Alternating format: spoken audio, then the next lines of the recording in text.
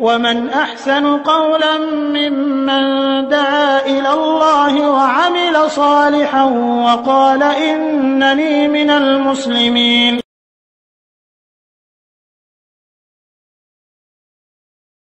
আসসালামু আলাইকুম ওয়া রাহমাতুল্লাহি ওয়া বারাকাতুহু। জি, আমাদের এক ভাই প্রশ্ন করেছেন যে কবরস্থানে জিয়ারত করতে গিয়ে যখন আমরা দোয়া করব কোন দিকে ফিরে, কবরের দিকে না পশ্চিম দিকে? আসলে কেবলামুখী হয়ে দোয়া করাটাই সুন্নাত, কবরামুখী হয়ে। কিন্তু যখন আমরা স্বাভাবিকভাবে কবরস্থানের পাশে দিয়ে যাব তখন শুধু তাকে সালাম দিব, তখন তাকে সালাম দিয়ে আমরা চলে যাবো। এটা যদি কবরের দিকে ফিরেও যদি হয় তাতে কোনো সমস্যা নাই। তবে কেবলামুখী হয়ে দোয়াটা করাটা অন্য দোয়াগুলো শুধুমাত্র আমরা যখন কবরস্থানের পাশে দিয়ে যাচ্ছে তখন বলবো আসসালামু আলাইকুম আহলাদ দিয়ারি মিনাল মুমিনিনা ওয়াল মুসলিমিন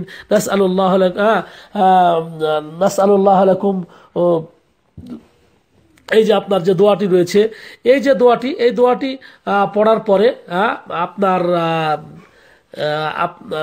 অন্য যদি আরো যদি দোয়া করতে চায় তার জন্য, বিশেষ করে কেবলামুখী দোয়া করাটাই হচ্ছে মুস্তাহাব, কবরের দিকে না করে। তারপরও যদি এইভাবে যদি শুধু যে কবর জিয়ারতের নির্দিষ্ট দোয়াটা যদি এই কবরের দিকে ফিরেও যদি করা হয় তাতে কোনো দোষের কিছু নাই, নাই। দ্বিতীয় প্রশ্ন, মাজারের কবরে জিয়ারত করা ইসলামে জায়েজ আছে কি? মাজারের কবরই তো আসলে মাজার বলতে জিয়ারতের স্থান, মাজার শব্দের অর্থ জিয়ারতের স্থান, যেখানে জিয়ারত করা হয় তাকেই মাজার বলা হয়। তো আসলে বলবো যে আজকাল যে এই কবরগুলো জিয়ারতের একটা স্থান হয়ে গেছে এরকম তো নয়, এরকম তো ছিল না আসলে কবরস্থান সাধারণভাবে। সেখানে মানে আপনার এখানে কি বোঝাতে যাচ্ছেন যে মাজারের কবরে জিয়ারত করা, এর দ্বারা যদি উদ্দেশ্য এটা হয় যে আমাদের দেশে যে বিভিন্ন রকমের মাজারগুলো রয়েছে, যেমন বলবো যে শাহ মাখদুমের মাজার, শাহজালালের মাজার, শাহপরানের মাজার, এগুলোর উদ্দেশ্যে সফর করা নিষিদ্ধ। কোনো মাজারের উদ্দেশ্যে সফর করতে পারবেন না, নিষিদ্ধ, নাজায়েজ, হারাম।